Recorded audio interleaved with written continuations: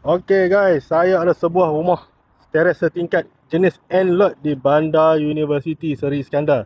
Okey, jenis N-lot lah. Nak parking tepi rumah, tak ada masalah. Dan yang lagi best, depan jalan utama. Sana jalan utama, sini rumah dia. Nak parking sini boleh, nak parking kat sana pun boleh. Memang best. Harga dia 230 sahaja, siap buat semua. Okey, jom kita tengok. Saiz dia pun special, 22 x 75. Mosaic penuh dekat kapos ni. Awning pun owner dah buat. Lampu kipas pun owner bagi. Okey, jom kita masuk. Masuk 2 biji kereta pun tak ada masalah, memang besar. Okey, ni ruang tamu dengan ruang makan. Memang besar, ceiling pun tinggi. Rumah medium cost . Kita ada 3 bilik tidur dan 2 bilik air. Ini adalah master bedroom. Okey, rumah ni gelap sikit lah pasal elektrik dah potong. Okey, kita ada satu toilet di sini.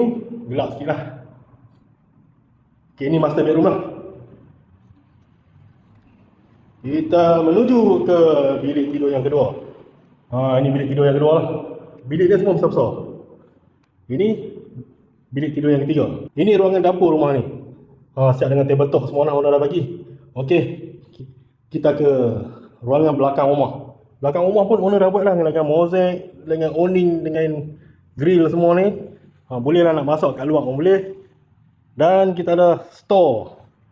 Sini boleh buat store lah. Siap dengan sambung semua ni dah. Cukup lengkap dah. Beli tak buat apa dah. Masuk terus duduk je. Harga 230 sahaja. Di Bandar U Seri Iskandar. Jika anda berminat, macam biasa, Roger saya dengan segera. Okey, bye.